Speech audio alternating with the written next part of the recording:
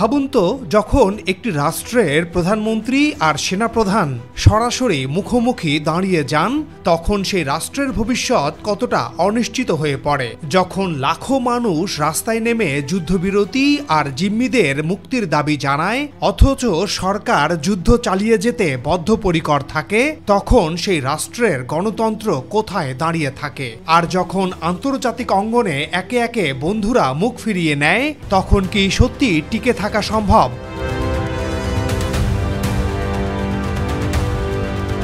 আজকের ইসরায়েল ঠিক সেই নাটকীয় পরিস্থিতির মধ্য দিয়ে যাচ্ছে। প্রধানমন্ত্রী নেতানিয়াহু বনাম সেনাপ্রধান ইয়াল জামির দুই ক্ষমতার কেন্দ্রের সংঘর্ষ এখন খোলাখুলিভাবে প্রকাশ পাচ্ছে।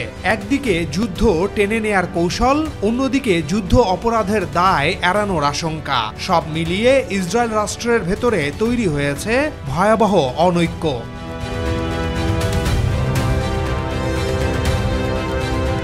এদিকে আন্তর্জাতিক অপরাধ আদালতের গ্রেপ্তারি পরোয়ানা ঝুলছে ইসরায়েলের শীর্ষ নেতাদের মাথায়। ট্রাম্প প্রশাসন গাজার টেক ওভারের মতো পরিকল্পনা সামনে এনেছে, যা পশ্চিমা মিত্রদের ভেতরেও তীব্র বিতর্ক তৈরি করেছে। আর এরই মধ্যে হাজার হাজার ইসরায়েলি নাগরিক দেশ ছেড়ে যাচ্ছেন নিরাপত্তাহীনতা, অনিশ্চিত ভবিষ্যৎ আর যুদ্ধ ক্লান্তির কারণে।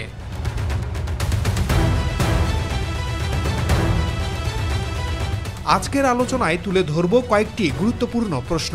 নেতানিয়াহু সেনাপ্রধানের দ্বন্দ্ব বাড়ছে কেন?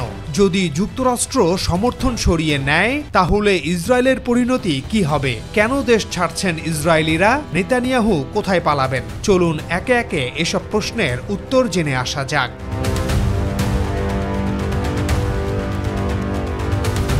নেতানিয়াহুর সাথে দূরত্ব বাড়ছে জনগণ ও সেনাপ্রধানের। নেতানিয়াহুর সরকার এখন সবচেয়ে বড় চাপে নিজ দেশের জনগণের কাছেই। গাজায় হামলার কারণে আন্তর্জাতিক মহল যেমন ক্ষুব্ধ, তেমনি ইসরায়েলের ভেতরেও অসন্তোষ বিস্ফোরণের মতো জমে উঠেছে। প্রতিদিন হাজার হাজার মানুষ রাস্তায় নেমে আসছে যুদ্ধ বন্ধ, জিম্মিদের মুক্তি এবং নেতানিয়াহুর পদত্যাগ দাবি করে। সরকার বিক্ষোভ দমনে জলকামান, টিয়ার গ্যাস, লাঠিচার্জ, এমনকি ব্যাপক গ্রেপ্তার পর্যন্ত করেছে। মানবাধিকার সংগঠনগুলোর হিসাব বলছে এ পর্যন্ত ৫,০০০-এর বেশি মানুষ আটক হয়েছেন। কিন্তু জনতার ক্ষোভ থামছে না। জনগণের চোখে নেতানিয়াহু এখন যুদ্ধবাজ এক নায়ক।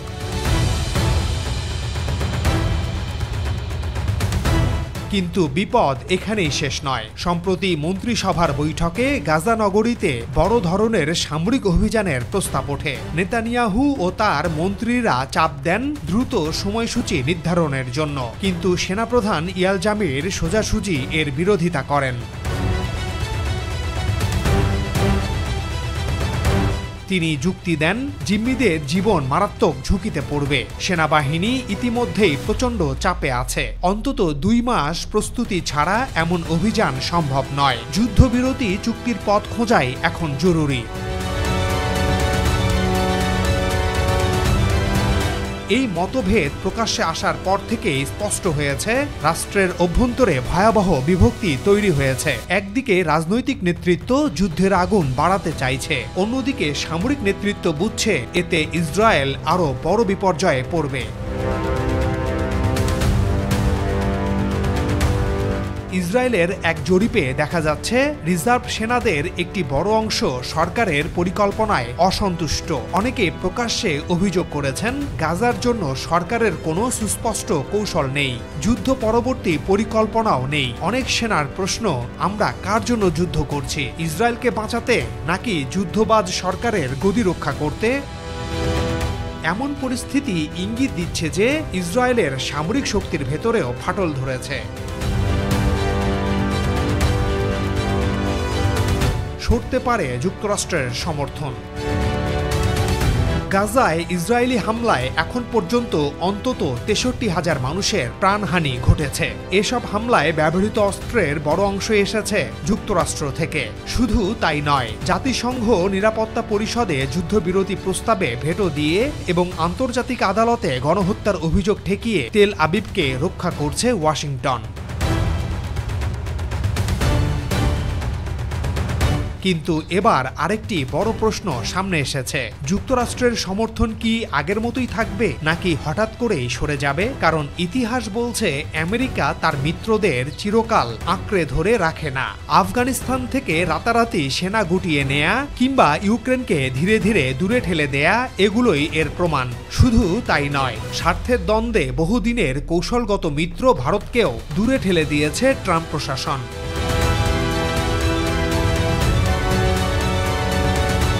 যা হোক, ইসরায়েল হামাস যুদ্ধ শুরুর পর থেকেই ওয়াশিংটনের অবস্থান ছিল পরিষ্কার। সাবেক প্রেসিডেন্ট জো বাইডেন সতর্ক ভাষা ব্যবহার করে মানবিক বিপর্যয়ের কথা বললেও বর্তমান প্রেসিডেন্ট ডোনাল্ড ট্রাম্প প্রকাশ্যেই ইসরায়েলের পক্ষে দাঁড়িয়েছেন। কিন্তু 2025 সালের মাঝামাঝি এসে পরিস্থিতি পাল্টাতে শুরু করেছে। মার্কিন কংগ্রেসে রিপাবলিকান ডেমোক্রেট দুই শিবিরেই প্রশ্ন উঠছে, ইসরায়েলের জন্য এত অর্থ, অস্ত্র আর আন্তর্জাতিক সুরক্ষা দেওয়া কি আমেরিকার জাতীয় স্বার্থের সঙ্গে মেলে? বিশেষ করে ইউক্রেন যুদ্ধ, তাইওয়ান সংকট আর ঘরে ডলার সংকটের কারণে মার্কিন জনমত বদলাচ্ছে।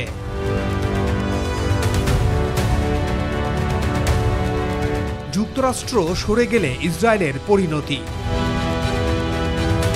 এই অবস্থায় যদি যুক্তরাষ্ট্র সরে যায় তাহলে কি পরিণতি হতে পারে তা নিয়ে একটি বিশ্লেষণ প্রকাশ করেছে কাতার ভিত্তিক গণমাধ্যম আল জাজিরা।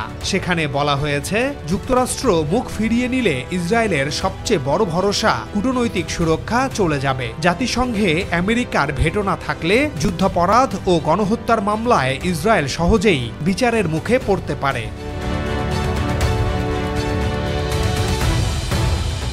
একই সঙ্গে জার্মানি, ফ্রান্স, ব্রিটেনের মতো দেশগুলো ধীরে ধীরে দূরত্ব বজায় নিতে শুরু করবে। ইউরোপীয় ইউনিয়নের অভ্যন্তরে ইসরায়েল বিরোধী মনোভাব এতটাই তীব্র যে আমেরিকার অনুপস্থিতিতে তারা আর সুরক্ষা দিতে চাইবে না।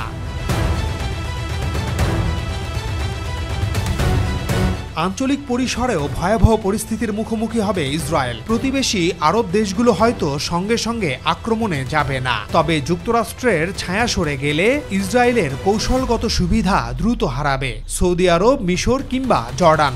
যারা এখন পর্যন্ত নিরপেক্ষ থেকেছে তারাও হয়তো ইসরায়েলের সঙ্গে সম্পর্ক ঠান্ডা করে ফেলবে। ইরান ও তার মিত্র হিজবুল্লাহ ও হুথি তখন আরও আক্রমণাত্মক হয়ে উঠবে।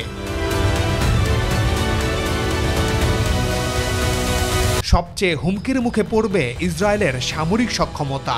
ইসরায়েলের প্রতিরক্ষা ব্যবস্থার প্রাণ হল মার্কিন প্রযুক্তি ও সহায়তা। আয়রন ডোম, অ্যারো সিস্টেম কিংবা উন্নত মানের ফাইটার জেট, এসব একা ইসরায়েলের পক্ষে রক্ষণাবেক্ষণ সম্ভব নয়। বিশ্লেষকেরা বলছেন, যদি আমেরিকা সরাসরি সহায়তা বন্ধ করে দেয় তাহলে 1 বছরের মধ্যেই ইসরায়েলের প্রতিরক্ষা ছিদ্র হয়ে যাবে। ইসরায়েলের রাজনীতিও টালমাটাল। নেতানিয়াহুর জনপ্রিয়তা দ্রুত কমছে, সেনাবাহিনীর ভেতরে দ্বন্দ্ব বাড়ছে। যুক্তরাষ্ট্র যদি পৃষ্ঠপোষকতা তুলে নেয় তাহলে নেতানিয়াহুর সরকার টিকবে না। আন্তর্জাতিক আদালতে যুদ্ধাপরাধের বিচারের মুখোমুখি হবেন তিনি নিজেও। আর একবার আমেরিকা মুখ ফিরিয়ে নিলে আরব বিশ্ব থেকে শুরু করে এশিয়া, আফ্রিকার অনেক দেশই একযোগে ইসরায়েলকে বিচ্ছিন্ন করে দেবে। কিন্তু এটা কি আসলেই সম্ভব?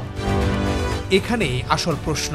যুক্তরাষ্ট্র কি সত্যি ইসরায়েলকে ফেলে দিতে পারে? অনেকের মতে আমেরিকার জন্য ইসরায়েল হলো মধ্যপ্রাচ্যে সবচেয়ে গুরুত্বপূর্ণ ঘাঁটি, একটি অদৃশ্য এয়ারক্রাফট ক্যারিয়ার। তাই সরাসরি ফেলে দেওয়ার সম্ভাবনা কম। তবে দীর্ঘস্থায়ী যুদ্ধ আর আন্তর্জাতিক চাপ আমেরিকাকে আংশিক সরে যাওয়ার পথে ঠেলে দিতে পারে, যেমন আফগানিস্তান বা ইউক্রেন, যেখানে প্রথমে অগাধ সহায়তা দেওয়া হলেও পরে ধীরে ধীরে সরে গেছে। ইসরায়েলিদের দেশ ত্যাগের ঢল ও নেতানিয়াহুর সম্ভাব্য গন্তব্য। এই ভয়াবহ পরিস্থিতিতে সাধারণ ইসরায়েলিরা দেশ ছাড়ছেন। সাইপ্রাস, গ্রিস, ইউরোপের অন্যান্য দেশ ও যুক্তরাষ্ট্রে অভিবাসন বাড়ছে। জনগণের আস্থা ভেঙে পড়েছে।